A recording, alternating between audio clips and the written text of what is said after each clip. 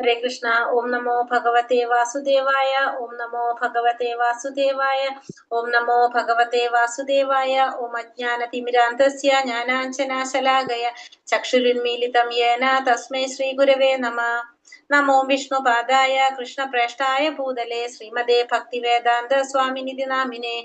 नमस्ते सारस्वते देवे गौरवाणी प्रचारिणे निर्विशेष शून्यवादी पाश्चात्य देशधारिणे। जय श्री कृष्ण चैतन्य प्रभु नित्यानंद श्री अद्वैत गदाधर श्रीवासादि गौर भक्त वृंद। हरे कृष्ण कृष्ण कृष्ण हरे हरे, हरे राम राम राम हरे हरे।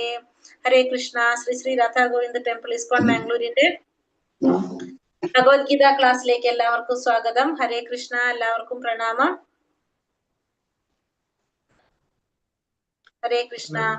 ഇപ്പൊ നമ്മളിന്ന് 6ാമത്തെ അധ്യായം എടുക്കണ്ട അല്ലെ?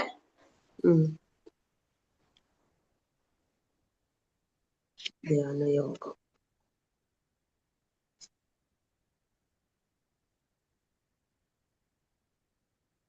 ഹരേ കൃഷ്ണ. അപ്പൊ ഇന്ന് അധ്യായം 6 ധ്യാനയോഗം. 6ാമത്തെ അധ്യായത്തിലേക്ക് കടക്കാണ് നമ്മള്. ഇന്നലെ 5ാമത്തെ അധ്യായം നമ്മൾ എടുത്തു. 6ാമത്തെ അധ്യായം ധ്യാനയോഗം. ധ്യാനയോഗത്തിൽ അഷ്ടാംഗ യോഗയെ കുറിച്ചാണ് പറയുന്നത്. പക്ഷെ ഭഗവാൻ പറയുന്നുണ്ട് അഷ്ടാംഗ യോഗ കലിയുഗത്തിൽ അത്ര ചെയ്യാനായിട്ട് ബുദ്ധിമുട്ടുള്ള ഒരു കാര്യമാണ്. അതിനേക്കാളും നല്ലത് കൃഷ്ണാവബോധത്തോടുകൂടി കർമ്മം ചെയ്യുക എന്നുള്ളത് തന്നെയാണെന്ന് ഭഗവാൻ ഇതിവിടെ പറയുന്നുണ്ട്. പക്ഷെ എന്നാലും അത് നമ്മൾ പഠിക്കുന്നു എന്ന് മാത്രമേ ഉള്ളൂ. ഹരേ കൃഷ്ണ. ശ്രീ ശ്രീ രാധാ ഗോവിന്ദ് കി ജയ്, ശ്രീല പ്രഭുപാദ് കി ജയ്. അപ്പൊ ഈ അധ്യായം 6 ഭാഗങ്ങളായിട്ടാണ് തിരിച്ചിരിക്കുന്നത്. 4 വരെയുള്ള ശ്ലോകങ്ങള് നിസ്സംഗതയിലൂടെ യോഗത്തില് മുന്നേറുന്നതിനെ കുറിച്ചും 5 മുതൽ 9 വരെ യോഗാരൂഢനെ കുറിച്ച് നിസ്സംഗതയോടെ പ്രവർത്തിക്കാം.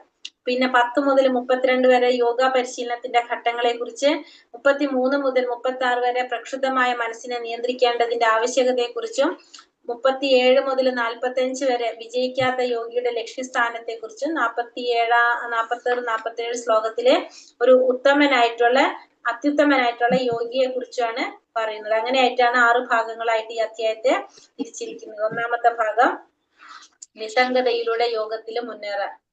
1ാമത്തെ ശ്ലോകത്തിലേക്ക് പോകാം. ഹരേ കൃഷ്ണ. ഓം നമോ ഭഗവതേ വാസുദേവായ. ശ്രീ ഭഗവാൻ ഉവാച. അനാശ്രിത കർമ്മ ഫലം കാര്യം കർമ്മ കരോതി യഃ സ സന്യാസി ച യോഗി ച നാനിരഗ്നിർന ചാക്രിയഃ. ഭഗവാൻ പറഞ്ഞു, കർമ്മത്തിന്റെ ഫലത്തിൽ ആസക്തിയില്ലാതെ ധാർമ്മിക ബാധ്യത എന്ന നിലയിൽ കർമ്മം ചെയ്യുന്ന ആളാണ് സന്യാസി. അയാളാണ് യഥാർത്ഥ യോഗിയും, അല്ലാതെ അഗ്നിഹോത്രം ഉപേക്ഷിച്ചവനോ കടമ നിർവഹിക്കാത്തവനോ അല്ല. അപ്പൊ ഭഗവാൻ പറയാണ്, കർമ്മത്തിന്റെ ഫലത്തിൽ ആസക്തിയില്ലാതെ ധാർമ്മികമായ ബാധ്യത എന്ന നിലയിൽ കർമ്മം ചെയ്യുന്ന വ്യക്തിയെ നമുക്ക് എന്തു പറയാം? സന്യാസി എന്ന് പറയാം. അയാളാണ് ആര്? യഥാർത്ഥ യോഗിയും അയാൾ തന്നെയാണ്. അല്ലാതെ അഗ്നിഹോത്രം ഉപേക്ഷിച്ചവനോ കടമ നിർവഹിക്കാത്തവൻ ആരല്ല? സന്യാസിയും അല്ല, യോഗിയല്ല. നമുക്ക് ഓരോരുത്തർക്കും ഓരോ കടമകളുണ്ട്. അത് ചെയ്യാത്തവരാരല്ല? സന്യാസിയും അല്ല, യോഗിയുമല്ല. അഷ്ടാംഗ യോഗചര്യ ഈ അധ്യായത്തിൽ പ്രതിപാദിക്കുന്നുണ്ടെങ്കിലും കർമ്മയോഗം, കൃഷ്ണാവബോധത്തോടെ ചെയ്യുന്ന കർമ്മം താരതമ്യേന വിശിഷ്ടമാണെന്ന് ഭഗവാൻ പറയുന്നു. ചിലപ്പോൾ സന്യാസികൾ ഭൗതിക കർത്തവ്യങ്ങളിൽ നിന്ന് വിമുക്തരാണെന്ന തെറ്റിദ്ധാരണ മൂലം അഗ്നിഹോത്രാദി കർമ്മങ്ങളിൽ നിന്ന് ഒഴിഞ്ഞു നിൽക്കാറുണ്ട്. വാസ്തവത്തിൽ അവ്യക്തിഗത ബ്രഹ്മത്തോടുള്ള ലയനത്തെ ലക്ഷ്യമാക്കുന്നത് കൊണ്ട് അവർ സ്വാർത്ഥ തൽപരരാണ്. അപ്പോ ഇവിടെ ഭഗവാൻ പറയുന്നത് അഷ്ടാംഗ യോഗ പദ്ധതിയെ കുറിച്ചാണ് ഇവിടെ പറയുന്നതെങ്കിലും നല്ലത് ഏതാണ്? കർമ്മയോഗം, അല്ലെങ്കിൽ കൃഷ്ണാവബോധത്തോടെ ചെയ്യുന്ന കർമ്മം തന്നെയാണ് അതിനേക്കാളും വിശേഷപ്പെട്ടതെന്ന് ഇവിടെ ഭഗവാൻ പറയുന്നു. സന്യാസികള് അവരെന്ത് വിചാരിക്കുകയാണ്? തെറ്റിദ്ധാരണ മൂലം ഭൗതികമായ കർത്തവ്യങ്ങളിൽ നിന്ന് വിമുക്തരാണെന്ന് വിചാരിച്ചുകൊണ്ട് അവരെന്ത് ചെയ്യും? അവരുടെ കർത്തവ്യങ്ങൾ, അഗ്നിഹോത്രാദി കർമ്മങ്ങളിൽ നിന്നൊക്കെ അവർ മാറി നിൽക്കും. വാസ്തവത്തില് അവരെന്താണ്? ബ്രഹ്മത്തിന്റെ ലയനമാണ് ലക്ഷ്യമാക്കുന്നത്. അതുകൊണ്ട് തന്നെ അവരെങ്ങനെയാണ്? സ്വാർത്ഥ തൽപരാണെന്നാണ് പറയുന്നത്. സന്യാസാമിതി പ്രാഹുർ യോഗം തം വിദ്ധി പാണ്ഡവ നഹ്യ സന്യാസ സങ്കൽപ്പോ യോഗി ഭവതി കശ്ചന. പരിത്യാഗം എന്ന് പറയുന്നത് യോഗം തന്നെയാണെന്ന് നീ അറിയണം. യോഗം എന്നാൽ പരമപുരുഷനുമായുള്ള ബന്ധം സ്ഥാപിക്കുക എന്നതാണ്. പാണ്ഡുപുത്ര, ഇന്ദ്രിയ സുഖങ്ങളിലുള്ള തൃഷ്ണ ഉപേക്ഷിക്കാതെ ആർക്കും ഒരിക്കലും യോഗിയാവാനാവില്ല. അപ്പൊ പരിത്യാഗം എന്ന് പറയുന്നത് എന്ത് തന്നെയാണ്? യോഗം തന്നെയാണ്. അപ്പൊ യോഗം എന്ന് വെച്ചിട്ടുണ്ടെങ്കിൽ ഭഗവാനുമായിട്ട് പരമപുരുഷനായിട്ട് ബന്ധം സ്ഥാപിക്കുന്നതിനെയാണ് എന്ത് പറയുന്നത്, യോഗം എന്ന് പറയുന്നത്. അപ്പൊ പറയുന്നത് അർജുനനോട് പറയാണ്, ഇന്ദ്രിയ സുഖങ്ങളിലുള്ള തൃഷ്ണ അത് ഉപേക്ഷിക്കാതെ ആർക്കും എന്ത് സാധിക്കില്ല, യോഗിയാവാനായിട്ട് സാധിക്കില്ല. ഭക്തിയോഗവും അഷ്ടാംഗയോഗവും. ഭക്തിയോഗം എന്ന് വെച്ചാൽ എന്താണ്, കൃഷ്ണനോട് ആസക്തിയോട് കൂടി പ്രവർത്തിക്കാനും അങ്ങനെ മനസ്സിനെ ഇന്ദ്രിയങ്ങളെ നിയന്ത്രിക്കാൻ സാധിക്കുന്നതാണ് ഭക്തിയോഗം. അഷ്ടാംഗ യോഗം എന്ന് വെച്ചാൽ എന്താണ്, കർമ്മങ്ങളുടെ ഫലങ്ങളോടുള്ള ആസക്തി ഉപേക്ഷിക്കാൻ വേണ്ടിയിട്ട് ഇന്ദ്രിയങ്ങളെ നിയന്ത്രിക്കാനായിട്ട് മനസ്സിനുള്ളിൽ കേന്ദ്രീകരിക്കുക. അപ്പൊ മനസ്സിനെ നിയന്ത്രിച്ചുകൊണ്ട് എന്ത് ചെയ്യാണ്, ഇന്ദ്രിയങ്ങളെ നിയന്ത്രിക്കാൻ ശ്രമിക്കുന്നു. അപ്പൊ കർമ്മത്തിന്റെ ഫലങ്ങളിലെ ആസക്തി ഉപേക്ഷിക്കാൻ വേണ്ടിയിട്ട്, അതാണ് എന്ത്, അഷ്ടാംഗ യോഗം എന്ന് പറയുന്നത്. ആരുരുക്ഷോർമുനേർ യോഗം കർമ്മ കാരണമുച്യത്തെ യോഗാരൂഢസ്യ തസ്സൈവ ശമ കാരണമുച്യത്തെ. അഷ്ടാംഗ യോഗ പദ്ധതിയിൽ പ്രാരംഭകനായ സാധകന് കർമ്മമാണ് മാർഗം.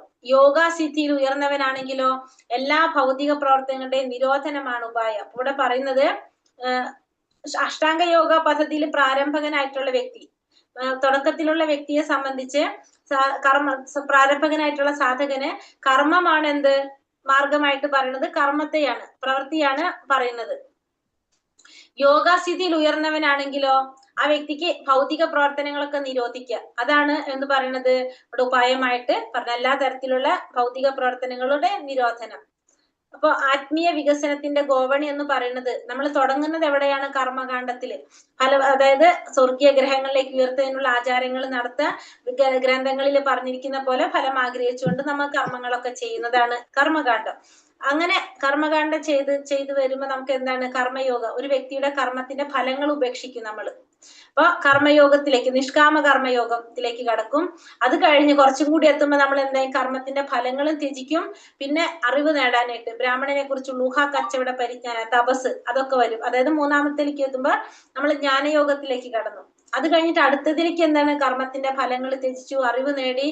പിന്നെ അഷ്ടാംഗ യോഗ, 8 യോഗ പദ്ധതികളുടെ 8 പടവുകൾ, ആ പടവുകളിലൂടെ ഇന്ദ്രിയങ്ങളെ മനസ്സിനൊക്കെ നിയന്ത്രിക്കാനായിട്ട് ശ്രമിച്ചു. അപ്പൊ പരമാത്മാവിനെ ധ്യാനിക്കാനായിട്ട് തുടങ്ങി അഷ്ടാംഗ യോഗയില്.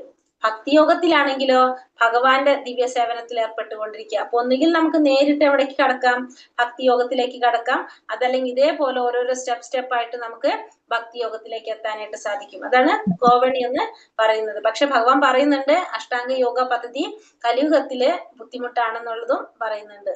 യഥാ ഹീനേന്ദ്രിയാർത്ഥേഷു ന കർമ്മസ്വനുഷ്ഠ്യത്തെ സർവസങ്കൽപ്പ സന്യാസി യോഗാരൂഢസ്തദോച്യത്തെ.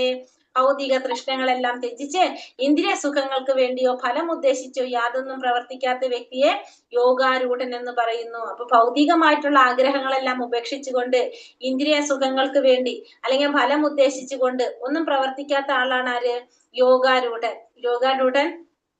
യോഗാരൂഢൻ എപ്പോഴും എങ്ങനെയാണ് പ്രവർത്തിക്കുന്നത്, നിസ്സംഗതയോട് കൂടി. കാരണം ഭൗതികമായ ആഗ്രഹങ്ങളൊന്നും ആർക്കില്ല, യോഗാരൂഢനില്ല. കാരണം ഇന്ദ്രിയ സുഖങ്ങൾക്ക് വേണ്ടിയോ ഫലം ഉദ്ദേശിച്ചോ യാതൊന്നും പ്രവർത്തിക്കാത്ത ആളാണ് യോഗാരൂഢൻ എന്ന് പറയുന്നത്. ഇനി അതാണ് പറയുന്നത് യോഗാരൂഢന്റെ പ്രവർത്തനങ്ങൾ എങ്ങനെയാണെന്നുള്ളത്. നിസ്സംഗതയോടെ പ്രവർത്തിക്കല്. ഉത്തരേതാത്മനാത്മാനം ആത്മനാമവസാദയേത് ആത്മൈവാഹ്യാത്മനോ ബന്ധുരാത്മൈവാരിപുരാത്മനഃ. മനുഷ്യൻ മനസ്സിന്റെ സഹായത്തോടെ സ്വയം ഉദ്ധരിക്കണം, അധപതിക്കരുത്. ഭക്തനായ ആത്മാവിന് മനസ്സാണ് തന്റെ ബന്ധു, അത് തന്നെയാണ് ശത്രു. അപ്പോ മനുഷ്യൻ എന്ത് ചെയ്യണം, മനസ്സിന്റെ സഹായത്തോടെയാണ് സ്വയം ഉദ്ധരിക്കേണ്ടത്, അധപതിക്കാൻ പാടില്ല. മനുഷ്യന്റെ ഉറ്റ മിത്രവും ബന്ധുവും ശത്രുവും ആര് തന്നെയാണ്, മനസ്സ് തന്നെയാണ്. ആത്മാവിന് തന്റെ മനസ്സ് തന്നെയാണ് ഉറ്റമിത്രവും മിത്രമായിട്ടും ശത്രുവായിരിക്കുന്നു ഭക്തനായ ആത്മാവിനെ സംബന്ധിച്ച്. ആത്മാവെന്ന പദം ഇവിടെ സന്ദർഭത്തിനനുസരിച്ച് ശരീരത്തെയോ മനസ്സിനെയോ ജീവാത്മാവിനെയോ സൂചിപ്പിക്കുന്നു. അപ്പൊ ആത്മാവെന്ന പദം സന്ദർഭത്തിനനുസരിച്ച് മാറിക്കൊണ്ടിരിക്കും. അത് ശരീരത്തിനെ ആവാം, മനസ്സിനെ ആയാം, ജീവാത്മാവിനെ ആയാം സൂചിപ്പിക്കുന്നത്. യോഗാ പരിശീലനത്തിന്റെ കേന്ദ്രബിന്ദു മനസ്സായതുകൊണ്ട് ഇവിടെ ആത്മപദം എന്തിനെയാണ് സൂചിപ്പിക്കുന്നത്, മനസ്സിനെയാണ് സൂചിപ്പിക്കുന്നത്. അപ്പൊ ഇവിടെ സൂചിപ്പിക്കുന്നത് മനസ്സിനെയാണ്. ഈ നിർദ്ദേശത്തിന് ഊന്നൽ കൊടുക്കുകയാണ് ഹി എന്ന പദം. അതായത് ഒരാൾ നിശ്ചയമായിട്ടും ചെയ്തിരിക്കണം എന്നാണ് പറയുന്നത്. അപ്പോൾ ഇവിടെ നിശ്ചയമായിട്ടും എന്ന് ഊന്നൽ കൊടുത്തുകൊണ്ടാണ് ഇവിടെ എന്ന് പറയുന്നത് ഹി എന്ന പദം പറയുന്നത്. ബന്ധുരാത്മനസ്തസ്യ യേനാത്മൈവാത്മനാജിതഃ അനാത്മനസ്തു ശത്രുത്തെ വർത്തേതാത്മൈവ ശത്രുവത്. മനസ്സിനെ ജയിച്ചവന് മനസ്സ് തന്നെയാണ് ഉറ്റ സുഹൃത്ത്. അതിന് കഴിയാത്തവനാകട്ടെ മനസ്സ് പരമശത്രുവായിരിക്കും. അപ്പൊ മനസ്സിനെ ജയിച്ചു കഴിഞ്ഞാൽ മനസ്സ് നമ്മുടെ ആരായിരിക്കും? സുഹൃത്തായിരിക്കും. മനസ്സിനെ ജയിച്ചില്ലെങ്കിലോ മനസ്സ് നമ്മുടെ ശത്രുവുമായിരിക്കും. ഹൃദയസ്ഥനായ പരമാത്മാവിനെ കണ്ടെത്താനും അവിടുത്തെ ആജ്ഞാനുസൃതം പ്രവർത്തിക്കാനും കളമൊരുക്കലാണ് ശരിയായ യോഗാനുഷ്ഠാനം. നേരെ കൃഷ്ണാവബോധം കൈക്കൊള്ളുന്നവർ ഭഗവത് ആജ്ഞയ്ക്ക് മുന്നിൽ പൂർണ്ണമായി സമർപ്പണം ചെയ്യുക സ്വാഭാവികമാണ്. ഇപ്പൊ പരമാത്മാവിനെ ഭഗവാന്റെ ആജ്ഞാനുസൃതം പ്രവർത്തിക്കാനും കളമൊരുക്കലാണ് എന്ത്? ശരിയായിട്ടുള്ള യോഗാനുഷ്ഠാനം എന്ന് പറയുന്നത്. അപ്പൊ നേരെ കൃഷ്ണാവബോധം കൈക്കൊള്ളുന്നവര് ഭഗവാന്റെ ആജ്ഞയ്ക്ക് മുന്നില് പൂർണ്ണമായിട്ടും സ്വാത്മാർപ്പണം ചെയ്യുന്നത് സ്വാഭാവികമാണ്. കാരണം കൃഷ്ണാവബോധത്തിലുള്ളവർ എന്താണ്? ഭഗവാന്റെ ഇച്ഛയ്ക്ക് അനുസരിച്ചാണ് പ്രവർത്തിക്കുന്നത്. ജിതാത്മനാ പ്രശാന്തസ്യ പരമാത്മാ സമാഹിതഃ ശീതോഷ്ണ സുഖ ദുഃഖേഷു തഥാ മാനാപമാനയോഃ. മനസ്സിനെ കീഴടക്കിയവർ ശാന്തി നേടുന്നത് കൊണ്ട് തന്നെ പരമാത്മാവിനെ പ്രാപിച്ചു കഴിഞ്ഞു എന്ന് പറയാം. അങ്ങനെയുള്ളവർക്ക് എന്തുണ്ടാവില്ല? തണുപ്പും ചൂടും സുഖവും ദുഃഖവും മാനവും അപമാനവും എല്ലാം ഒരുപോലെ തന്നെയായിരിക്കും. എങ്ങനെയുള്ളവർക്ക്? മനസ്സിനെ കീഴടക്കിയവർക്ക്. അതായത് പരമാത്മാവിന്റെ നിർദ്ദേശം തനിയെ അനുസരിച്ച് കൊള്ളാം എന്നുള്ളതാണ് മനോനിയന്ത്രണത്തിന്റെ ഫലം. അപ്പൊ മനസ്സിനെ നിയന്ത്രിച്ചു കഴിഞ്ഞാൽ പിന്നെന്താണ്? നമ്മുടെ ഇഷ്ടത്തിനല്ല ഭഗവാന്റെ ഇച്ഛയ്ക്ക് അനുസരിച്ച് പ്രവർത്തിക്കാനായിട്ട് നമുക്ക് സാധിക്കും. കൃഷ്ണാവബോധത്തിൽ ഒരാൾക്ക് ഈ അതീന്ദ്രിയ അവസ്ഥ ഉടനെ കൈവരുന്നത് കൊണ്ട് തന്നെ കൃഷ്ണാവബോധത്തിലാണെങ്കിൽ പെട്ടെന്ന് ഇത് വരും. അതുകൊണ്ട് തന്നെ ആ വ്യക്തിയെ പിന്നെ സുഖദുഃഖങ്ങളോ ശീതോഷ്ണങ്ങളോ അങ്ങനെ ഭൗതിക ജീവിതത്തിലെ ഒരു ദ്വന്ദ്ങ്ങളും അയാളെ ബാധിക്കില്ല. അയാൾക്ക് എന്ത് സാധിക്കും? പരമാത്മാവില് മുഴുകാനായിട്ട്. കാരണം ആ ഒരു അവസ്ഥയിൽ എത്തുന്നത് കൊണ്ട് അയാളെ സംബന്ധിച്ച് അയാളെ യാതൊരു വിധത്തിലുള്ള ദ്വന്ദ്ങ്ങളും അയാളെ ബാധിക്കുന്നില്ല. ജ്ഞാന വിജ്ഞാന തൃപ്താത്മാ കുടസ്ഥോ വിജിതേന്ദ്രിയഃ യുക്ത ഇത്യുച്യതേ യോഗി സമലോഷ്ടാശ്മ കാഞ്ചനഃ. ജ്ഞാനം കൊണ്ടും സാക്ഷാത്കാരം കൊണ്ടും തികച്ചും സംതൃപ്തനായിട്ടുള്ള ഒരാളെ ആത്മസാക്ഷാത്കാര നിഷ്ഠനായ യോഗി എന്ന് പറയാം. ആത്മസംയമിയായ അയാൾ അഭൗതികതയിൽ സ്ഥിതി ചെയ്യുന്നു. അപ്പൊ അയാളുടെ ദൃഷ്ടിയില് കല്ലും മണ്ണും സ്വർണവും എല്ലാം ഒരേപോലെ തന്നെയാണ്. അപ്പൊ ജ്ഞാനം കൊണ്ടും ആത്മസാക്ഷാത്കാരം കൊണ്ടും സംതൃപ്തനായ വ്യക്തിയെ നമുക്ക് എന്ത് പറയാം? ആത്മസാക്ഷാത്കാരം നേടിയ യോഗി എന്ന് പറയാനായിട്ട് സാധിക്കും. ആത്മസംയമിയായിട്ടുള്ള അയാള് എങ്ങനെയാണ് സ്ഥിതി ചെയ്യുന്നത്? അഭൗതികതയില്. അതായത് ഭൗതികതയിൽ നിന്ന് മാറ്റം വന്നു അതിന്റെ മുകളിലേക്ക് ആത്മീയതയിലേക്ക് കടന്നു. അതുകൊണ്ട് അഭൗതികതയിലാണ് സ്ഥിതി ചെയ്യുന്നത്. അപ്പൊ അയാളുടെ ദൃഷ്ടിയില് കല്ലും മണ്ണും സ്വർണവും എല്ലാം എങ്ങനെയാണ്? ഒരുപോലെയാണ്.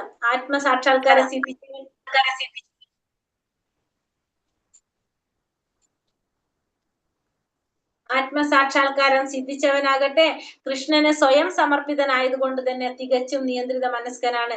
ഭൗതിക പാണ്ഡിത്യം കൊണ്ട് അയാൾക്ക് യാതൊരു ആവശ്യവും ഇല്ലാത്തത് കൊണ്ട് അയാൾ ഇന്ദ്രിയങ്ങൾക്ക് അതീതനാണ്. മാത്രമല്ല എങ്ങനെയാണ്?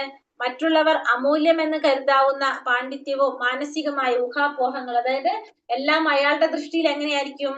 ചരൽക്കല്ലുകളെക്കാൾ വിലപ്പെട്ടല്ല. അത് പറഞ്ഞില്ല, കല്ലും മണ്ണും സ്വർണവും എല്ലാം അയാളെ സംബന്ധിച്ച് ഒരുപോലെ തന്നെയാണ്.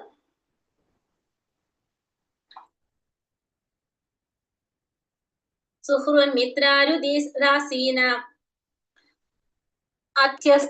അധ്യസ്ഥേഷു ബന്ധുഷു സ്വാതുഷപി ച പാപേഷു സമബുദ്ധിർ വിശിഷ്യത്തെ.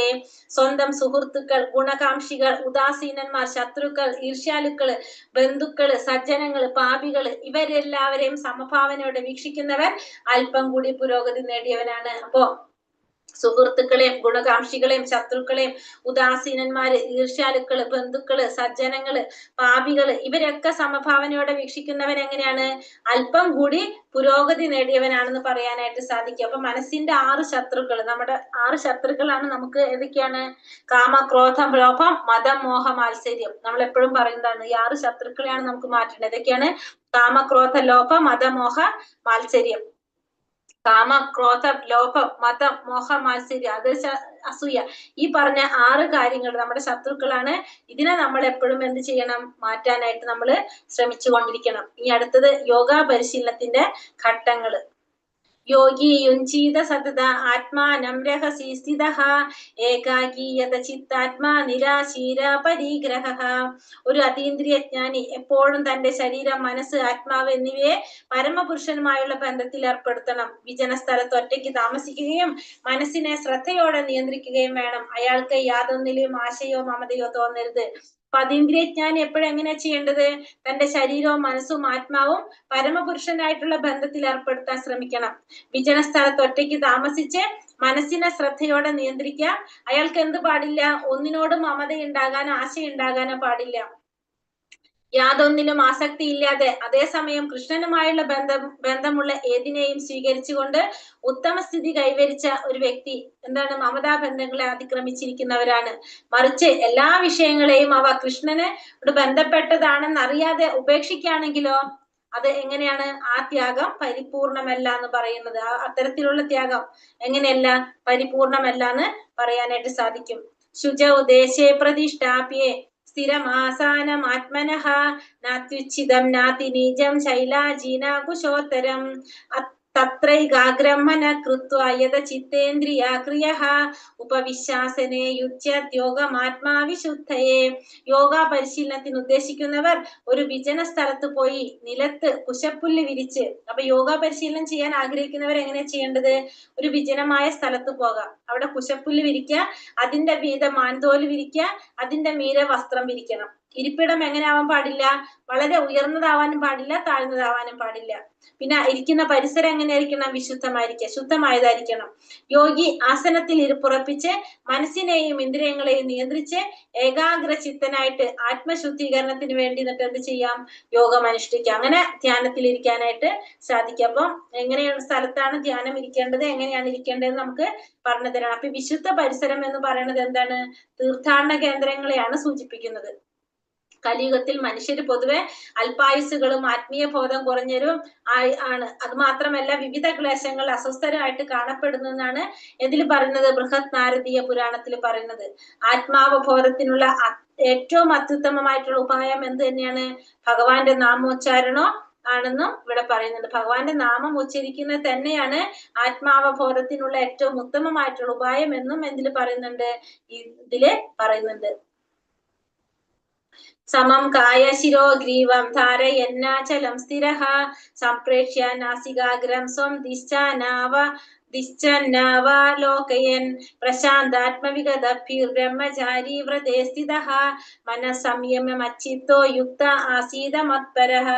തന്റെ ശരീരം കഴുത്തും ഋജുരോഗിൽ നിർത്തിക്കൊണ്ട് യോഗി നാസാഗ്രത്തിൽ ദൃഷ്ടി ഉന്നണം. അപ്പൊ ശരീരവും കഴുത്തും എന്ത് വേണം? ഋജുരേഖയില്, നേർരേഖയില് നിർത്തിക്കൊണ്ട് യോഗി എന്ത് ചെയ്യണം? നാസാഗ്രത്തില്, നാസത്തിന്റെ അഗ്രത്തില് ദൃഷ്ടി ഉന്ന സ്വസ്ഥമായിട്ടും നിയന്ത്രിതവുമായ മനസ്സോടുകൂടി നിർഭയനായിട്ട് ബ്രഹ്മചര്യ നിഷ്ഠനായിട്ട് സ്വന്തം ഹൃദയത്തിലിരിക്കുന്ന ഭഗവാനെ ജീവിതത്തിന്റെ ആത്യന്തികമായ ലക്ഷ്യമെന്ന് വിഗ്രഹിച്ച് ധ്യാനിക്കണം. അപ്പൊ എങ്ങനെയാണ് ധ്യാനിക്കേണ്ടത്? ആദ്യം തന്നെ ശരീരവും കഴുത്തു ഋജുരേഖയിൽ നിർത്താം. നാസത്തിന്റെ അഗ്രത്തിലേക്ക് ദൃഷ്ടി ഉന്ന, മൂക്കിന്റെ തുമ്പത്തേക്ക് ദൃഷ്ടി ഉന്ന.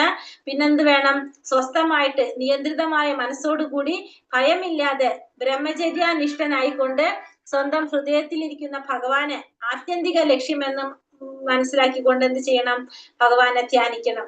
തികച്ചും കൃഷ്ണാവബോധം ഉദിച്ച ഒരാൾക്ക് വിഗതഭി നിർഭയനാകാൻ സാധിക്കും. അപ്പൊ ഭയമില്ലാതിരിക്കണമെങ്കിൽ എന്ത് വേണം? കൃഷ്ണാവബോധത്തിൽ എത്തണം. ഭക്തനായ ജീവാത്മാവ് സ്മൃതി വൈകല്യം മൂലം കൃഷ്ണനും താനുമായുള്ള ശാശ്വത ബന്ധത്തെ വിസ്മരിച്ചതിനാൽ സംപീതനാണ്. അപ്പൊ ജീവാത്മാവിന്റെ അവസ്ഥ എന്താണ്? ഭക്തനായ ജീവാത്മാവ് മറന്നുപോയി, ഭഗവാനും താനുമായുള്ള ആ ശാശ്വത ബന്ധത്തെ മറന്നുപോയത് കൊണ്ട് തന്നെ എപ്പോഴും എങ്ങനെയാണ്? ഭഗവാനുമായിട്ടുള്ള നിർഭയനാണ്. എപ്പോഴും ഭയമുള്ളവനാണ് ആര്? ഭക്തനായ ജീവാത്മാവ്. ഹൃദയസ്ഥനായ ഈശ്വരന്റെ സാക്ഷാത്കാരമാണ് യോഗാനുഷ്ഠാനത്തിന്റെ ആത്യന്തിക ലക്ഷ്യം എന്നിരിക്കെ കൃഷ്ണാവബോധം ഉദിക്കുമ്പോൾ തന്നെ അയാൾ ഉത്തമ യോഗിയായി കഴിഞ്ഞെന്ന് വരാം. അപ്പോ എന്താ പറഞ്ഞ ഹൃദയത്തിൽ ഇരിക്കുന്ന ആ ഭഗവാന്റെ സാക്ഷാത്കാരമാണ് യോഗാനുഷ്ഠാനത്തിന്റെ ആത്യന്തിക ലക്ഷ്യം എന്ന് ഇപ്പൊ മനസ്സിലാക്കാൻ സാധിക്കും. കൃഷ്ണാവബോധം ഉദിക്കുമ്പോൾ ആ വ്യക്തിക്ക് മനസ്സിലാക്കാൻ സാധിക്കും, അയാൾക്ക് ഉത്തമ യോഗിയായിട്ട് തീരാനും സാധിക്കും.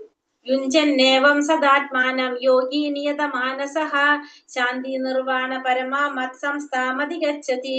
ഇങ്ങനെ മനസ്സ്, ശരീരം, പ്രവർത്തനങ്ങള് എന്നിവയെ നിരന്തരം ചൊൽപ്പടിയിൽ നിർത്തിക്കൊണ്ട് ആത്മനിയന്ത്രണം സാധിച്ച അതീന്ദ്രിയ ജ്ഞാനി ഭൗതിക ജീവിതത്തെ അതിക്രമിച്ച് ദൈവ സാമ്രാജ്യം പോകുന്നു. അപ്പൊ അങ്ങനെ എന്ത് വേണം? മനസ്സിനെയും ശരീരത്തിനെയും പ്രവർത്തനങ്ങളെയും എല്ലാത്തിനെയും നിരന്തരം ചൊൽപ്പടിയിൽ നിർത്തിക്കൊണ്ട് ആത്മനിയന്ത്രണം സാധിച്ച, ആത്മാവിനെ ആത്മനിയന്ത്രണം ചെയ്യാൻ സാധിച്ച അതീന്ദ്രിയ ജ്ഞാനിക്ക് എന്ത് സാധിക്കും? ദൈവ സാമ്രാജ്യത്തെ, ഭഗവാന്റെ പരമപദം പോകാനായിട്ട് സാധിക്കും. ഭൗതികമായിട്ട് ഒന്നും നേടാൻ വേണ്ടിയിട്ടുള്ളതല്ല യോഗാചര്യ. എന്തിനാണ്? ഭൗതികത്വത്തെ പൂർണ്ണമായിട്ട് നിർത്താൻ വേണ്ടിയിട്ട്, അല്ലെങ്കിൽ അതിനെ ഉപേക്ഷിക്കാൻ വേണ്ടിയിട്ടാണ് എന്ത് ചെയ്യുന്നത്? യോഗാചര്യകള് അനുഷ്ഠിക്കുന്നത്. നാത്യസ്തനസ്തു യോഗോസ്തി നൈചൈകാന്താമനശ്നതഃ നാചാതി സ്വപ്നശീലസ്യ ജാഗ്രതോ നൈവ ചാർജുന. അർജുന, വളരെ കുറച്ചു മാത്രം ഭക്ഷിക്കുന്നവർക്കും ഏറെ ഭക്ഷിക്കുന്നവർക്കും ഉറക്കമില്ലാത്തവർക്കും വേണ്ടതിലേറെ ഉറങ്ങുന്നവർക്കും യോഗിയാവാൻ കഴിയില്ല. ഇനി പറയുന്നത് കുറെ ഭക്ഷിക്കുന്നവർക്കും കുറച്ച് ഭക്ഷിക്കുന്നവർക്കും കുറെ ഉറങ്ങുന്നവർക്കും കുറച്ച് ഉറങ്ങുന്നവർക്കും എന്ത് സാധിക്കില്ല? യോഗിയാവാനായിട്ട് സാധിക്കില്ല. കൃഷ്ണാവബോധം ഉദിച്ച ഒരാൾ ധർമ്മശാസ്ത്ര പ്രോക്തങ്ങളായ ഉപവാസങ്ങൾ അനുഷ്ഠിക്കും. ആവശ്യമില്ലാതെ ഉപവസിക്കുകയോ ഏറെ ഭക്ഷണം കഴിക്കുകയോ ചെയ്യുന്നില്ല. അപ്പൊ കൃഷ്ണാവബോധത്തിലുള്ള ഒരു വ്യക്തിക്ക് അറിയാം ശാസ്ത്രങ്ങളിൽ പറഞ്ഞിരിക്കുന്ന രീതിയിലുള്ള ഉപവാസങ്ങൾ അനുഷ്ഠിക്കാൻ. അത്തരത്തിലുള്ള ഉപവാസങ്ങൾ മാത്രമേ അവർ അനുഷ്ഠിക്കുന്നുള്ളൂ. ആവശ്യമില്ലാത്ത ഉപവാസങ്ങൾ എടുക്കുന്നില്ല. മാത്രമല്ല ഏറെ ഭക്ഷണം കഴിക്കുകയില്ല. ഏറെ ഭക്ഷിക്കുന്നവൻ എന്താ സംഭവിക്കുന്നത്? ഉറക്കത്തിലധികം സ്വപ്നം കാണും. തന്മൂലം വേണ്ടതിലേറെ ഉറങ്ങുകയും ചെയ്യും. നമുക്ക് എത്ര പറയുന്നത്? ഒരു ദിവസത്തിലെ 6 മണിക്കൂറിലധികം ആരും ഉറങ്ങേണ്ടതില്ല എന്നാണ് പറയുന്നത്. യുക്താഹാര വിഹാരസ്യ യുക്തചേഷ്ടസ്യ കർമ്മസു യുക്ത സ്വപ്നാവബോധസ്യ യോഗോ ഭവതി ദുഃഖഃ. ആഹാരം, നിദ്ര, വിഹാരം, പ്രവൃത്തി എന്നിവയാൽ നിയന്ത്രണം പാലിക്കുന്നവന് യോഗാ പരിശീലനം കൊണ്ട് സർവ്വ ദുഃഖങ്ങളും അകറ്റാൻ സാധിക്കും. അപ്പോ ആഹാരം, നിദ്ര, വിഹാരം, പ്രവൃത്തി ഈ പറഞ്ഞ കാര്യങ്ങളിൽ നിയന്ത്രണം പാലിക്കുന്നവന് എന്ത് സാധിക്കും? യോഗാ പരിശീലനത്തിലൂടെ സർവ്വ ദുഃഖങ്ങളെയും അകറ്റാനായിട്ട് സാധിക്കും. അപ്പൊ എന്തിനൊക്കെയാണ് നിയന്ത്രിക്കേണ്ടത്? ആഹാരം, നിദ്ര, വിഹാരം, പ്രവൃത്തി ഈ പറഞ്ഞ 4 കാര്യങ്ങളിലെ നിയന്ത്രണം ആവശ്യമാണ്. ഭക്ഷണത്തെ സംബന്ധിച്ചിടത്തോളം കൃഷ്ണപ്രസാദം മാത്രം ഭക്ഷിക്കുന്ന പതിവ് കൊണ്ട് നിയന്ത്രണം വരുത്താനായിട്ട് സാധിക്കും. അപ്പൊ ഭക്ഷണത്തിന്റെ കാര്യത്തിൽ നമുക്ക് എന്ത് മാത്രം മതി? പ്രസാദം മാത്രം കഴിക്കുള്ളൂ എന്ന് പറഞ്ഞു കഴിഞ്ഞാൽ നമുക്ക് നിയന്ത്രണം കൊണ്ടുവരാൻ സാധിക്കും. കൃഷ്ണാവബോധ പ്രേരിതമായിട്ടുള്ള പ്രവർത്തികൾ നിറവേറ്റുന്നതിലുള്ള എപ്പോഴും ജാഗരൂകനായ അയാൾ അനാവശ്യമായി ഉറങ്ങുന്നത് വലിയ സമയനഷ്ടത്തിലായിരിക്കും. അപ്പൊ നിദ്രയെ എങ്ങനെയാണ്? കൃഷ്ണാവബോധത്തിലുള്ള ഒരു വ്യക്തി, ആ വ്യക്തിക്ക് കുറെ കാര്യങ്ങൾ ചെയ്യാനുണ്ടാവും. അപ്പോ ഉറങ്ങിക്കഴിഞ്ഞാൽ നമ്മുടെ സമയനഷ്ടമായിട്ടാണ് ആര് കരുതുന്നത്? കൃഷ്ണാവബോധത്തിലുള്ള ഒരു വ്യക്തി കരുതുന്നത്. പ്രവൃത്തിയെ സംബന്ധിച്ച് നോക്കിയാൽ കൃഷ്ണാവബോധം മാറുന്ന ഒരാൾ കൃഷ്ണന്റെ താല്പര്യം മുൻനിർത്തിക്കൊണ്ടുള്ള പ്രവർത്തികളിൽ മാത്രം ഏർപ്പെട്ടുകൊണ്ടിരിക്കും. അപ്പൊ പ്രവൃത്തിയാണെങ്കിൽ എങ്ങനെയാണ്? കൃഷ്ണാവബോധത്തിലുള്ള ഒരു വ്യക്തി ഭഗവാന്റെ ഇച്ഛയ്ക്കനുസരിച്ച് ഭഗവാന്റെ താല്പര്യം മുൻനിർത്തിയുള്ള പ്രവർത്തികളിലാണ് ഏർപ്പെടുന്നത്. യഥാ വിനിയതം ചിത്തം ആത്മന്യേവാവതിഷ്ഠതേ നിസ്പൃഹ സർവകാമേഭ്യോ യുക്ത ഇത്യുച്യതേ തഥാ.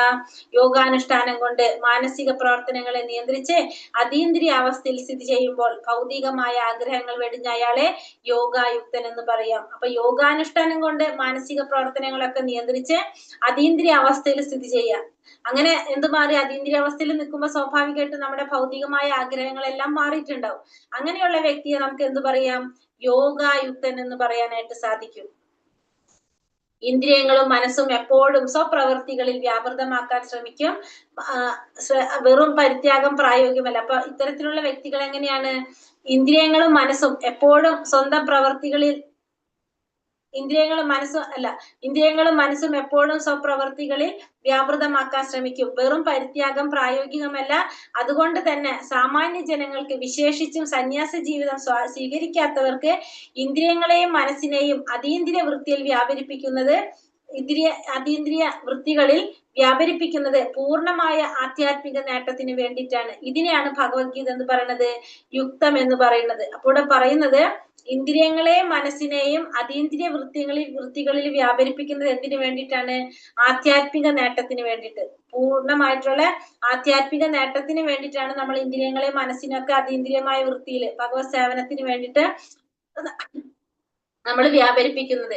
ഇതിനെയാണ് ഭഗവത്ഗീത എന്ന് പറയുന്നത് യുക്തം എന്ന് പറയുന്നത്.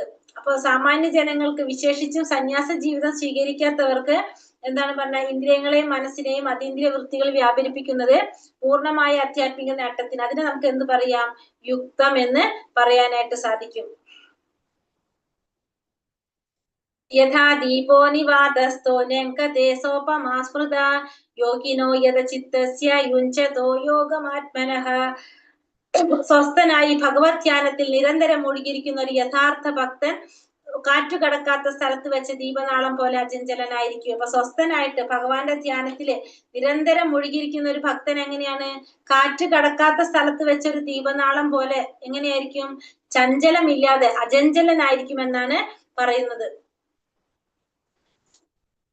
യാത്രോ പരമതേ ചിത്തം നിരുദ്ധം യോഗ സേവയാ യത്ര ചൈവാത്മനാത്മാനം പശ്യന്നാത്മനി ദുഷ്യതി സുഖമത്യന്തികം യത്ത് ബുദ്ധിഗ്രാഹ്യമതീന്ദ്രിയം വേത്തി യത്ര ന ചൈവായം സ്ഥിത ചലതി തത്വതഃ യം ലബ്ധ്വാ ചാപരം ലാഭം മന്യതേനാധികം തതഃ യസ്മിൻ സ്ഥിതോ ന ദുഃഖേന ഗുരുണാപി വിചാല്യതേ തം വിദ്യാ ദുഃഖ സംയോഗം വിയോഗം യോഗ സംചിതം. സമാധി എന്ന പരിപൂർണ അവസ്ഥയില് മനസ്സ് യോഗാനുഷ്ഠാനം മൂലം ഭൗതികമായ മനോവൃത്തികളിൽ നിന്നും തികച്ചും പിന്മാറിയിരിക്കും. അപ്പൊ സമാധി എന്ന് പറഞ്ഞ അവസ്ഥയിൽ എത്തിക്കഴിഞ്ഞാൽ എങ്ങനെയാണ് മനസ്സ് എങ്ങനെയായിരിക്കും? യോഗാനുഷ്ഠാനം മൂലം ഭൗതികമായിട്ടുള്ള എല്ലാ പ്രവർത്തികളിൽ നിന്നും പിന്മാറിയിട്ടുണ്ടാകും. നിർമ്മലമായ മനസ്സുകൊണ്ട് ആത്മാവിനെ സാക്ഷാത്കരിച്ച് ആത്മാവിൽ ആനന്ദം കണ്ടെത്താനുള്ള കഴിവ് ഈ അവസ്ഥയിൽ സ്വാഭാവികമായിട്ടുണ്ടാകും. അപ്പൊ മനസ്സുകൊണ്ട് ആത്മാവിനെ സാക്ഷാത്കരിച്ച് ആത്മാവിൽ ആനന്ദം കണ്ടെത്താനുള്ള കഴിവ് ഈ സമയത്ത് ഈ അവസ്ഥയിൽ സ്വാഭാവികമായിട്ടും ഉണ്ടായിരിക്കും. ആനന്ദഭരിതമായ ആ നിലയിൽ നമ്മൾ എന്താണ് അനുഭവിക്കുന്നത്? അതീന്ദ്രിയമായ സുഖമാണ് അനീന്ദ്രിയങ്ങൾക്ക് അനുഭവപ്പെടാൻ സാധിക്കുന്നത്. ഇതിലെത്തിയാൽ പിന്നെ ഒരിക്കലും നമുക്ക് എന്തുണ്ടാവില്ല? സത്യത്തിൽ നിന്ന് വ്യതിചലിക്കേണ്ടതായിട്ട് വരില്ല. ഇതിനേക്കാളും വലിയൊരു നേട്ടമില്ലെന്നും ബോധ്യപ്പെടുകയും ചെയ്യും. മാത്രമല്ല ഏതൊരു ആപൽഘട്ടത്തിലും അയാൾക്ക് പിന്നെന്ത് വരുന്നില്ല? പ്രക്ഷുബ്ധനാകുന്നില്ല, ക്ഷുബ്ധനാകുന്നില്ല. ഭൗതികതയുമായുള്ള ബന്ധത്തിൽ നിന്നുളവാകുന്ന ക്ലേശങ്ങളിൽ നിന്നുള്ള യഥാർത്ഥ മോചനമാണ് ഇപ്പൊ ഈ പറയുന്നത്. എങ്ങനെയാണ് മനസ്സിനെ നിയന്ത്രിച്ചു കഴിഞ്ഞാൽ, പരിപൂർണതയിലെത്തിയ മനസ്സിലെത്തിക്കഴിഞ്ഞാല്, പരിപൂർണതയിലെത്തിക്കഴിഞ്ഞാല് ഭൗതികതയിൽ നിന്നുള്ള വിരാമം അഥവാ നിർവ്വാണത്തിന് ശേഷവും കൃഷ്ണാവബോധം എന്നറിയപ്പെടുന്ന ആധ്യാത്മികമായ ഭഗവത് സേവന പ്രവർത്തനങ്ങൾ തുടർന്നുകൊണ്ടിരിക്കുന്നു. അപ്പൊ ഭൗതികതയിൽ നിന്ന് വിരാമം ചെയ്താലും നമുക്ക് എന്തുണ്ട്? നമ്മൾ എന്ത് ചെയ്തുകൊണ്ടേയിരിക്കും? കൃഷ്ണാവബോധ പ്രവർത്തനങ്ങൾ അല്ലെങ്കിൽ ഭഗവത് സേവന പ്രവർത്തനങ്ങൾ നമ്മൾ ചെയ്തുകൊണ്ടേയിരിക്കും. യോഗത്തിന്റെ ഉപോൽപ്പന്നങ്ങളിൽ ആസക്തരാകുന്നവർക്ക് ഒരിക്കലും ഈ ശ്ലോകത്തിൽ പറഞ്ഞിട്ടുള്ളത് പോലെ പൂർണ്ണത നേടാൻ സാധിക്കില്ല. ഇതൊക്കെ ആർക്കാണ് സാധിക്കുന്നത്? യോഗത്തിന്റെ ഉപോൽപ്പന്നങ്ങളിൽ ആസക്തരാകാത്തവർക്കാണ് ഇതൊക്കെ സാധിക്കുന്നത്. കാരണം നമ്മളിങ്ങനെ കുറെ യോഗകളൊക്കെ ചെയ്യുമ്പോൾ നമുക്ക് കുറെ സിദ്ധികൾ കൈവരും. അപ്പൊ അത് കൈവരുമ്പോ നമുക്ക് അതിലേക്ക് ആകർഷണം പോയി കഴിഞ്ഞാൽ നമുക്ക് എന്തായി? നമ്മുടെ വഴി മാറിപ്പോകും. അങ്ങനെയുള്ളവർക്ക് ഈ പറഞ്ഞ പോലത്തെ പരിപൂർണത നേടാൻ സാധിക്കില്ല. അല്ലാത്തവർക്കാണ് ഇത് സാധിക്കുന്നത്? ഈ പൂർണ്ണത നേടാനായിട്ട് സാധിക്കുന്നത്. ഹരേ കൃഷ്ണ കൃഷ്ണ കൃഷ്ണ ഹരേ ഹരേ, ഹരേ രാമ രാമ രാമ ഹരേ ഹരേ. വഞ്ചകൽപതരുഭ്യശ്ച കൃപാ സിന്ധുഭ്യവ ച പതിതാനാം